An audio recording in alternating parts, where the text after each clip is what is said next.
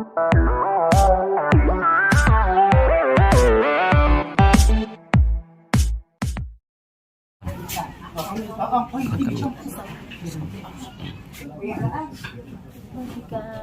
jangan prongte kalau selap dia adalah dia dari long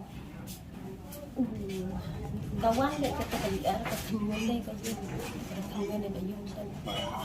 kalau transisi lah kedua ini kan lah kamu baik ini begini ông bên anh ba anh ya vị không cần khẩu thì anh em làm cái vị của anh em vậy dan telepon kalau nggak kan dia lah kan tak itu kalau apa kayak dia kalau nyun kalau nyun kalau kita dan jam cepat tok kalau jam cepat tok dia tu kalau dia tapi dia kalau kawan yang kayak gitu ni banyak telepon tengah terus perlu akan dia apa pun katakan kita kan bingung kedem dan biklek dewa mental Pon bingung dan kedem kan tidak kalau keempat lah aku bingung kedem kan dia buat bidang kiri artis tapi arsen pada dalam tempat kita nyung asli bingung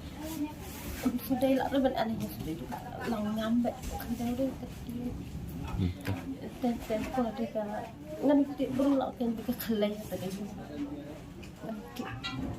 lồng phi ăn chicken ăn bê tông phần mình pada ăn chicken beli jadi laki kedua berurusan pun bila long selap long tu selap long boleh bisa liput kedua yang ada di dalam yang tu selap ni dalam berat chicken memang long chicken selap tak ada tadi nggak lah tak kalau chicken lah maka dùng rồi nó chỉ lòng rải vậy mà nó khỏi bộ su rọ vậy cái ăn nọ thằng dùng là su rạ vậy là bộ không vậy ha bộ theo bộ su rọ vậy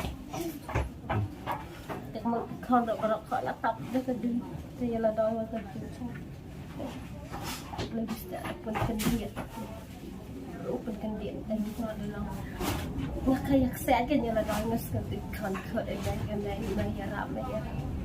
พอเรากันเดียดเราเลยจะให้ยาระเป็นกันเดียดก็ไม่พอเราเคยไม่ยาระก็คือเป็นไม่พออย่างนี้ก็ละคนมีเยอะมีต้องada nggak ada ya lah tahu tinggal lah nggak diberteh nggak kan dibaca mana dia dibaca gitu di sawahnya rap ada siapa rap say kau ten boy dia thọ ten boy dia hana am hanya ten kau boy dapat di long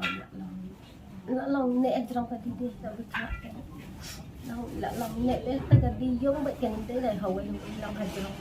long hay cái hại dung cái này là đặt lại dựa thế cái phần trang bên kia poster này còn gì nó lạ nó lên lên thì là cái tre cam thế thì thang một chút thế là giờ thì ông đi đến đó nó là dùng là ít thụ bình lượng lòng cũng tiêu thòng bình nông hơn thì cái mà xịt xịt tức cái này cũng chụp ảnh này